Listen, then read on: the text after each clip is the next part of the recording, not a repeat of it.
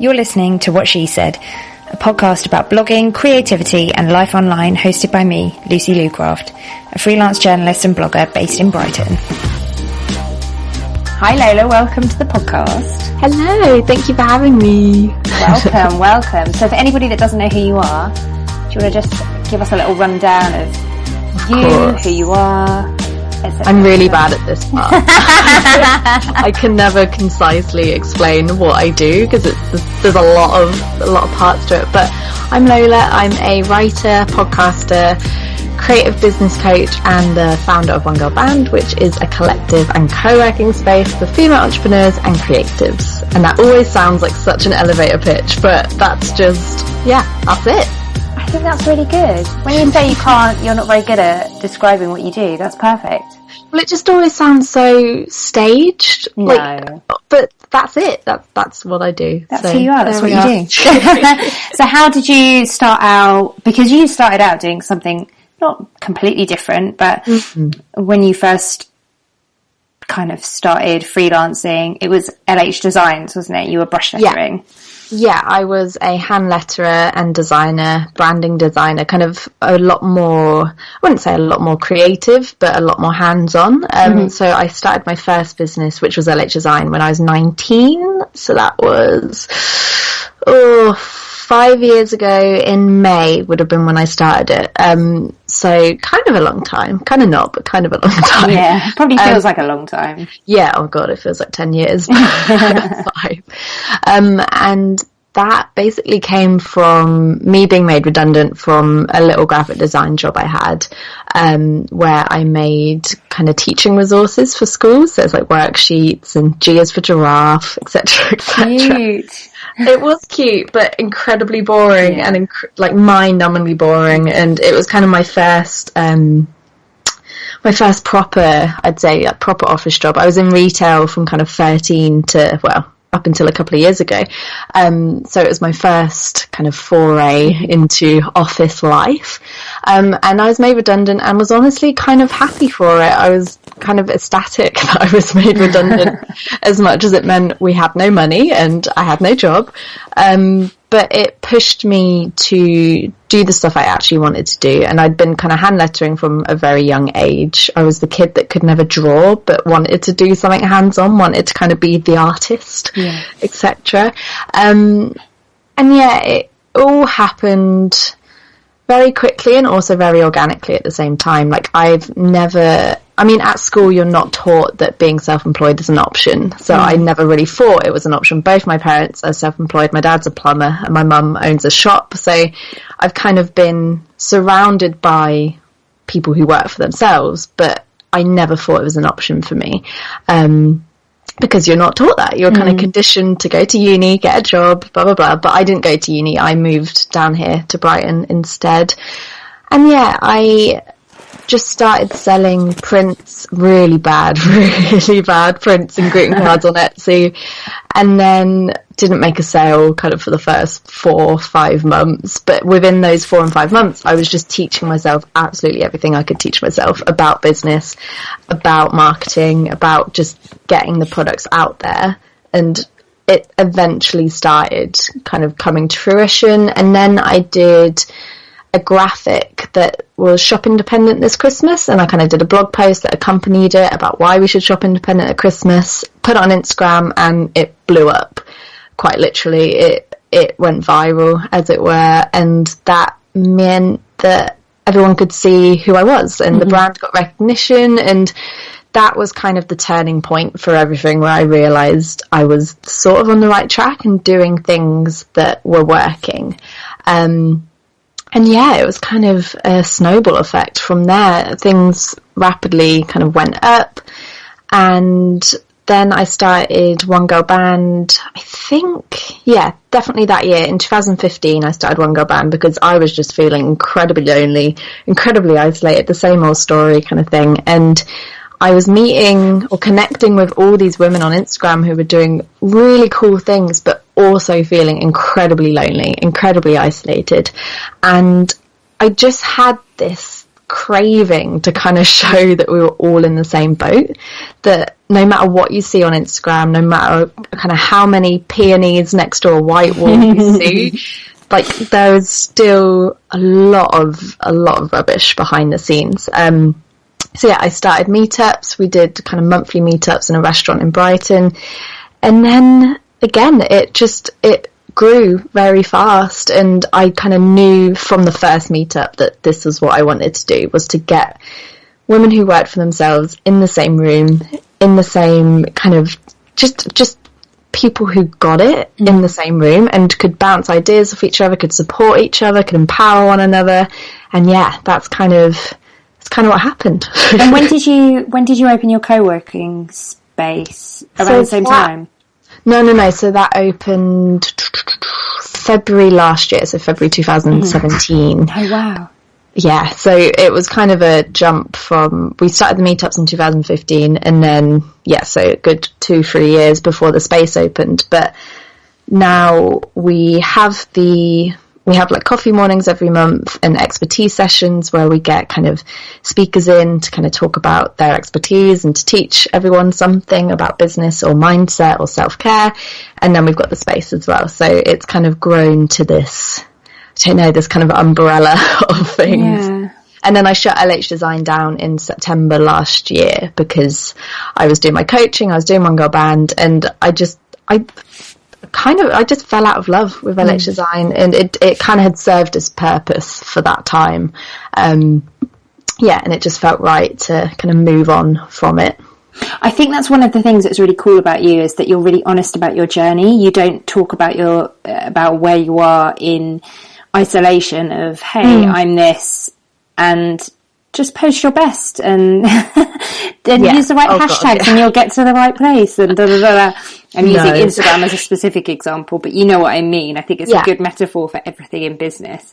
You talk about the journey, and you talk about the fact that at one point in your career, you went back to working in retail to supplement your income, so it took the pressure off your endeavours in a way. Yeah, definitely. I went back to, can I say the name? I guess I can say the name. I went to work in Toast, which is obviously, everyone knows Toast. And I had really good hours. I only worked 12 to 3 Monday to Friday. So when I applied and when I got the job, I was like, well, that's great, because I can do everything around it. Yeah. But I did less than when I didn't have, you get up, you have to get ready for work, and then you go to work, do work, come back, and you're just knackered because you've been standing up for only 3 hours, but it's obviously brain power and everything like that. So I was just doing nothing. And as much as it was helping take the pressure off of paying rent and paying the bills, I was again becoming miserable because I wasn't doing what I loved. And I kind of felt like I was compromising on everything I was standing for and everything I was talking about online and how I run my business, everything like that. So I did leave. I think I went back to retail for like 6 months and then was like, okay, no, this has given me the push to realise that what I'm doing, working for myself, is what I want to do. And I'm not going to I'm just going to work really hard at that and make it work somehow. And it gave me that kind of kick up the arse to actually focus on it and be serious about it, which I kind of think I needed. I mean, I started at 19. It's so young, isn't it, when you look back? Like, I wouldn't have admitted it at the time because, you're stubborn as heck when you're 19.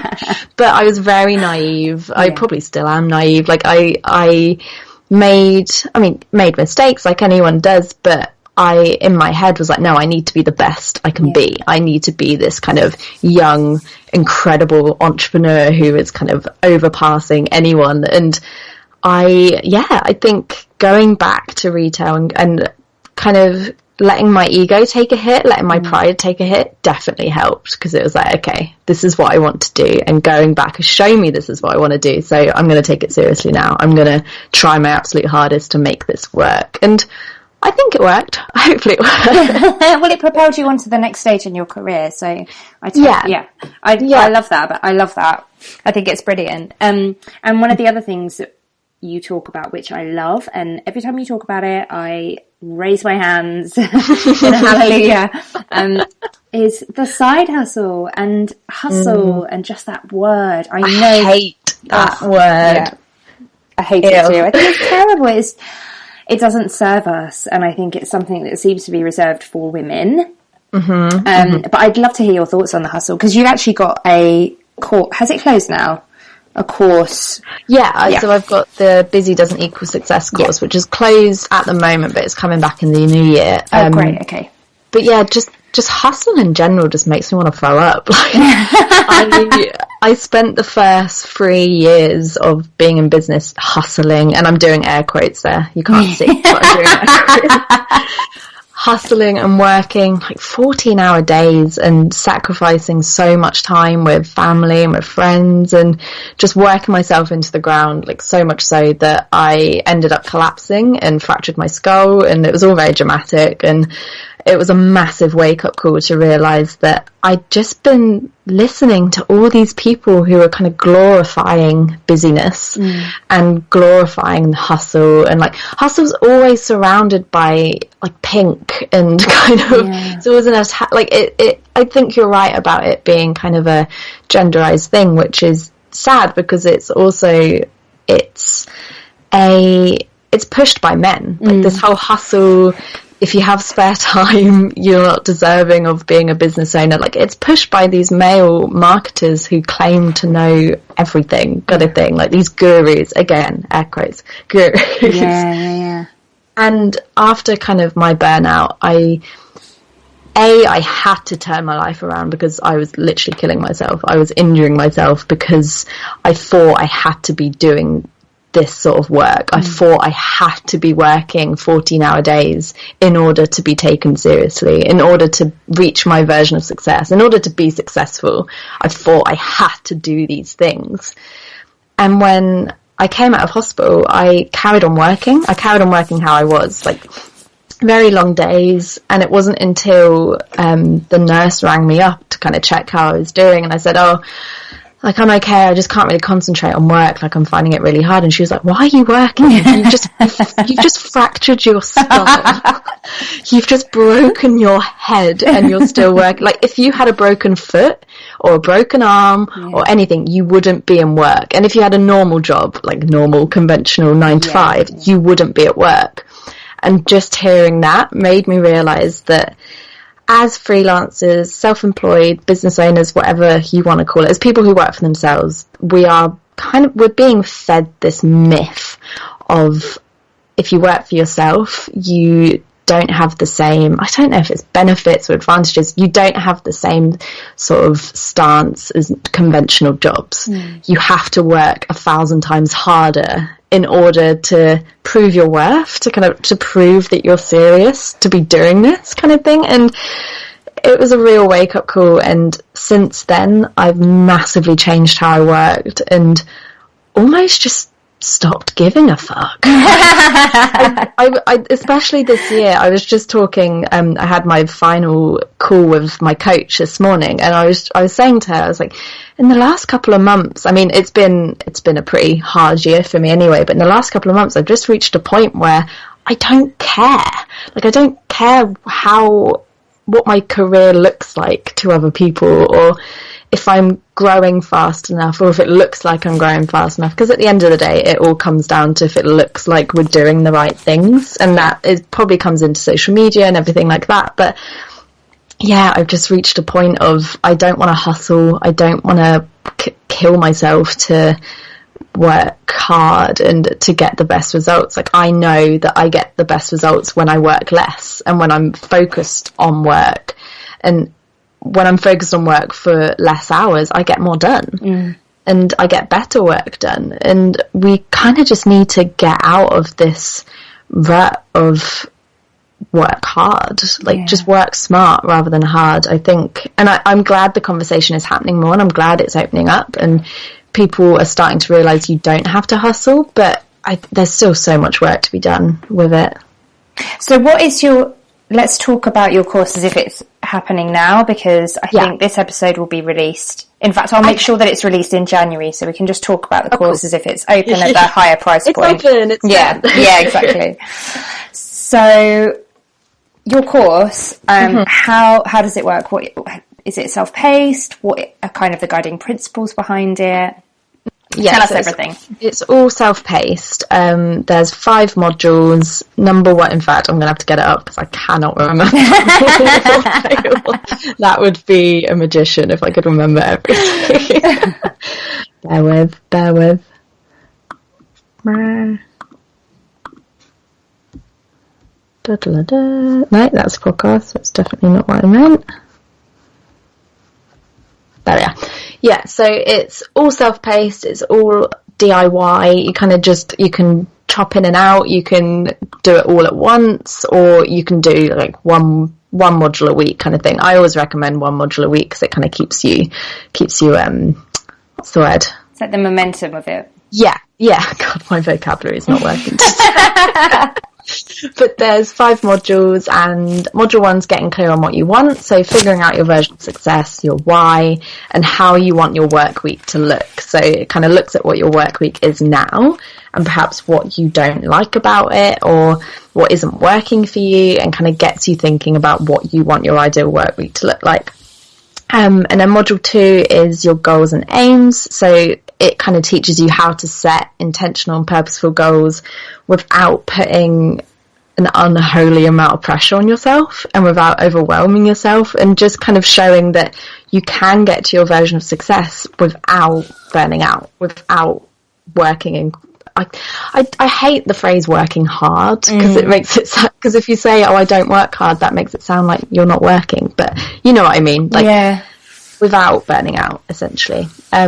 And module 3 is work smarter, not harder. So it's basically just a bunch of systems and processes I use in order to work smarter, not harder.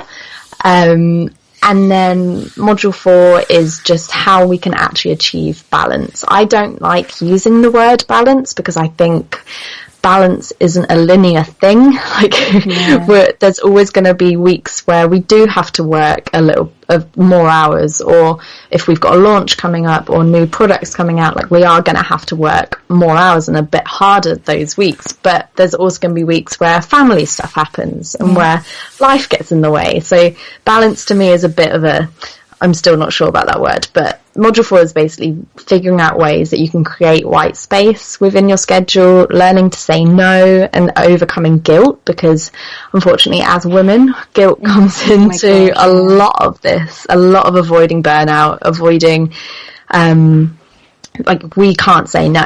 No is a very hard word for us to say, which is heartbreaking because men don't even flutter their eyelids at the word no.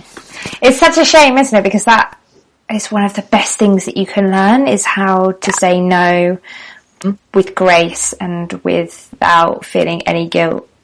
Yeah. That's what opens your schedule up, I think. I've certainly found that. 100%. This year, and maybe the year before, was kind of the first time where I really started saying no, even to things where I kind of thought, oh, well, that might be quite good, but my gut was instantly like, no, don't do it. Like, I've learned so many times to listen to my gut, because every single time I don't, I regret it instantly. Yeah. Like, within 5 minutes, something will happen where I've gone, why didn't I listen to my gut? And do you think that kind of laser kind of gut intuition comes from getting really, really clear on your why? Because that's what you talk about, your why a lot, and coming back to that always. And that's certainly something that I've learned also. Yeah, I kind of think of your why as the pillar of all your values. So it's almost like the foundation of everything you're doing, because why do things and agree to do things that aren't in alignment with your why? Because it's getting you further from where you want to be, and it's also making you miserable in the process. So kind of having a very clear why and a very clear vision of what you want to achieve and where you want to be, it just helps you to A, say no to opportunities that don't align with that, but B, to really become self-aware and get your intuition up and go, no, do you know what? That isn't right for me. That isn't in alignment with what I want to do. So I'm going to say no, or I'm going to give it to someone else. I'm going to recommend someone else. Like there's so much power in listening to yourself, but it does take time. I think it's definitely something that is a practice, a daily practice. But from a practical point of view, What got you closer to, because I think also your why changes. Oh, 100%. It's not, as your business evolves. It's not a solid thing. I think it's a very, it's an ever-growing thing. It changes constantly. If you've ever listened to the podcast before, you'll have heard me mention the blogger course, and for good reason too. Over a series of weeks, Monica shares tips on creating video content, branding, writing, and the dreaded niche. In fact, this was such a game changer of a chapter for me that I went from thinking I was just a travel blogger to knowing that I am something completely different and that I have a super tight niche. It really, really changed my blogging life. The course isn't the only thing that you'll get, as all chapters are available for audio download, and when you join, you become a member of the private blogger course Facebook group, where members share tips, tricks, and opportunities too.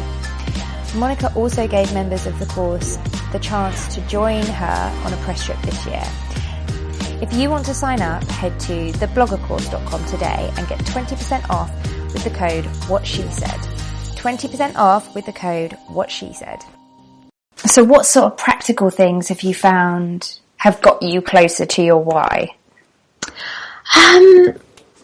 Oh, that's a tricky one. Yeah, sorry, put you on the spot. No. I think in a practical sense, it's mostly just been from experience with me. I probably can't really pinpoint anything right now, but with getting closer to my why, it is just kind of figuring out what makes sense for me and where I want to go. So, for instance, if someone was to email me in 10 minutes saying, do you want to collaborate on a hand lettering project? As much as I would like to do that right now, I won't, because it's not in alignment with where I want to go, because that was before. That was the time before kind of thing. Or, and then in kind of the opposite sense, if someone was like, do you want to, I don't know, be on my podcast and talk about burnout? I'd be like, yeah, because that's what I want to push. I want to push this message of we can avoid burnout. We don't have to kill ourselves to get to where we want to be. So it's kind of my why, again, changes constantly, but it tends to be in a similar theme, and that is helping as many women as possible reach their version of success and reach a life that they desire and deserve. And for me to have some sort of sense of contentment. I never say happiness anymore, because I don't think happiness is something we should strive for. I think, again, it's not a linear thing. It's like little moments of joy, I think, are happiness. It's very similar to kind of burping or or it's like they're random, they just happen, just little moments of joy. And I think that's what happiness is. But I mean, I suffer quite badly from depression and severe panic disorder. So as long as I feel calm, connected and content, that is my why. So everything I agree to do, or any opportunity I chase, or any kind of new service I put out, or any content I put out, has to align with that. If that all makes sense. Yeah, it does. And it's a really hard one, isn't it? Because I suppose there isn't really a practical way of getting to your... No, because it's all intuition. Yeah. Like, it's all what you want. I would definitely, if anyone listening to this wants to figure out their why, definitely read Start With Why by Simon Sinek, because that's what kind of got me onto all of this. And he has many, many practical points and resources, because he's done the science all behind it. Whereas I got a D in science, so I'm probably not the best to talk about that. So going back to how your business has evolved and how you kind of work with women on achieving the life that they desire and deserve, how does kind of diversity play into it? Because you speak up quite a lot you're an intersectional feminist, and you speak up a lot about diversity and making sure that we hit all those touch points, because there are plenty, and we were talking about this the other day, there are plenty of things that you can often see online in terms of panels and they're just white women. And we were talking about it, and you said something really funny. You were like, the only diverse thing on this panel was a brunette. Yeah. So, but how do you kind of make sure that in your space it's safe and inclusive? Because that's a big task. It's really hard.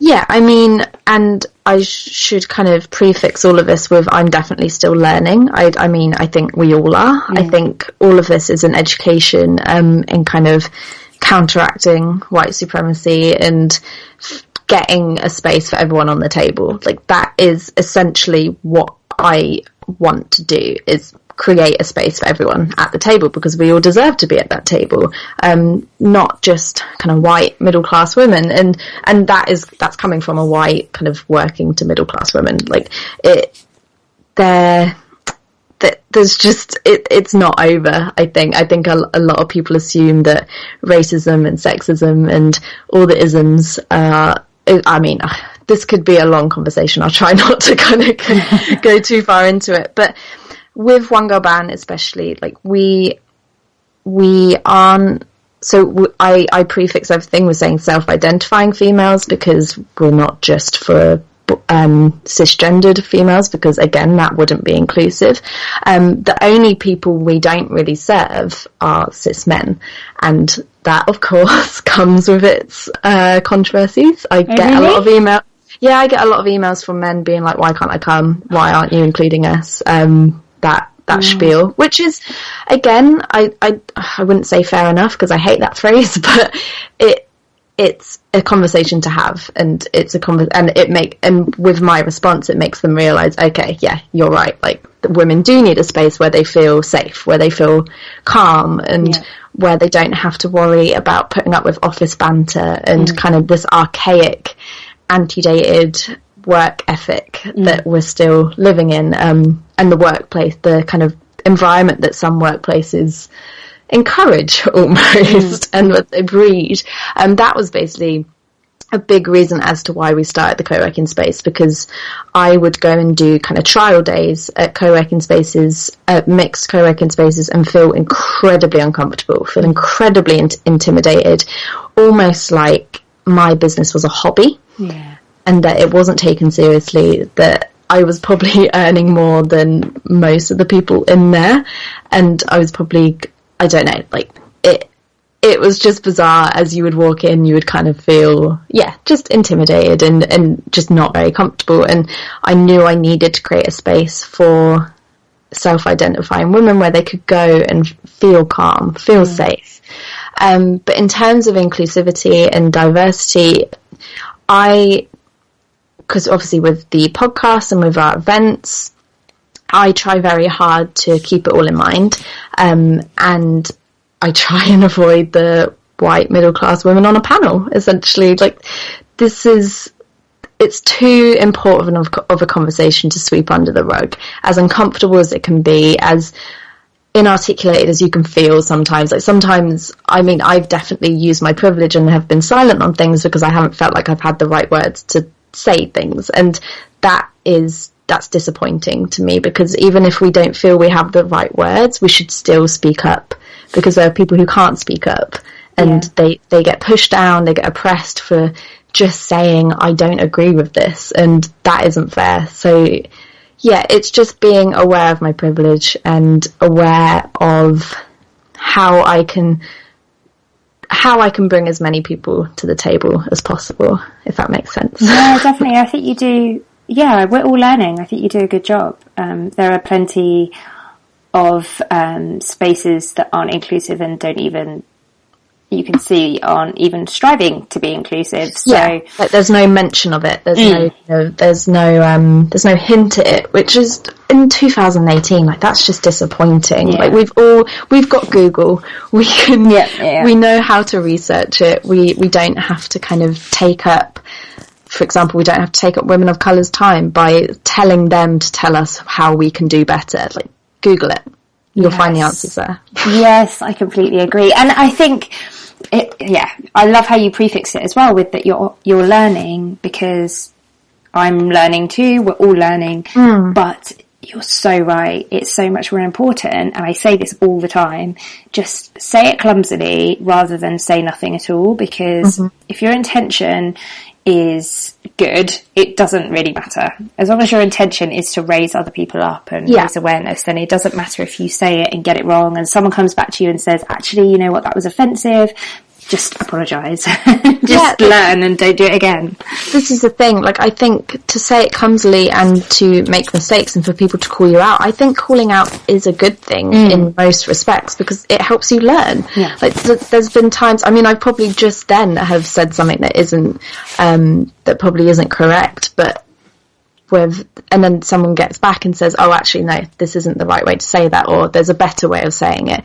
That's then, I know the next time that's then the correct way to say it. So being called out isn't necessarily a bad thing. In fact, I welcome it. So call me out.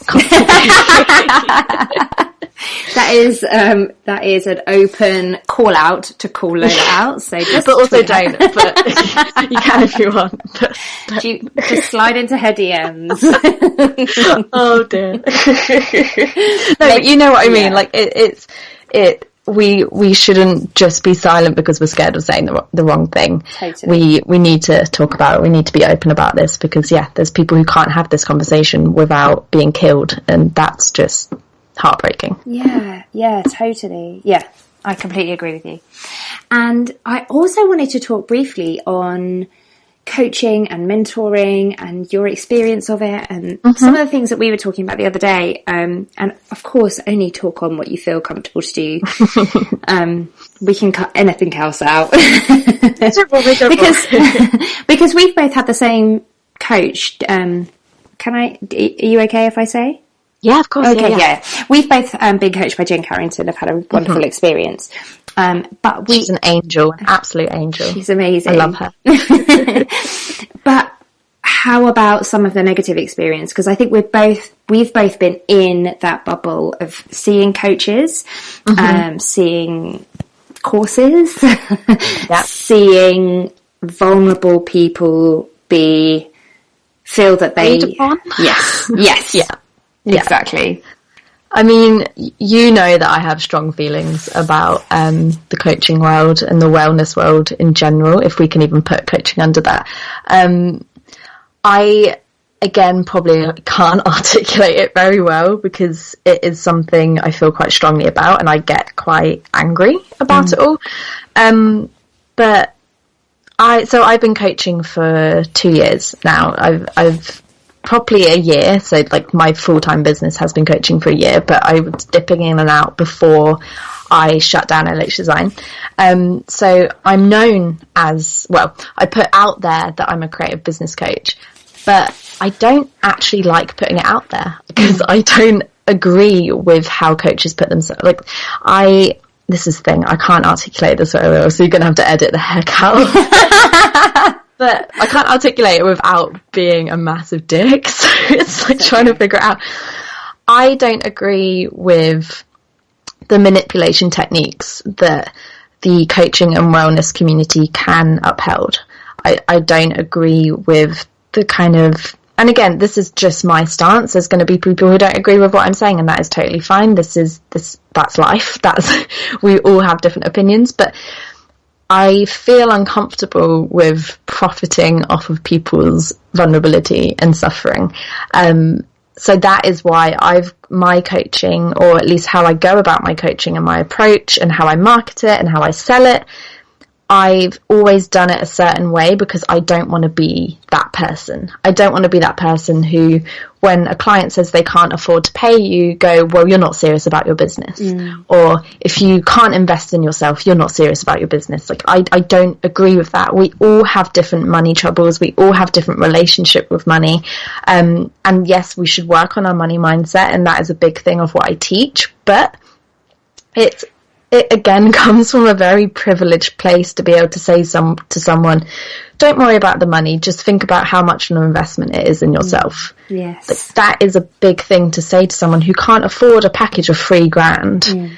And I know that sounds very rich coming from a coach, and it probably doesn't sound great, but there's just something about this myth of coaching and how there's a lot of people popping up doing it, which is great because that means more people to help more people. But I think we've got to be so careful about how we're making people feel when we sell our services and how we market to them, and how just this whole manipulation culture, I'm just done with it, and I see it all the time, and it's just, it makes me angry. Yeah. We have similar views on it, basically. Yeah. So I won't necessarily add to it because I completely agree with what you've said. I think it's so difficult, isn't it? Because on the one hand, I know and have seen and have had transformative. Yeah, that's the thing. Effects from coaching, and I find it difficult to go it alone. I do need a coach, and I don't have one at the moment. You need that accountability to kind of keep you going and keep the momentum going. Yeah. And that's the thing, like, coaching can be this amazing thing, and it is an amazing thing. I love nothing more than sitting down with my clients and helping them get that little step further. And there are some coaches out in the world who are doing amazing things and transforming people's lives just from 1 hour calls every 2 weeks. Like, that is amazing.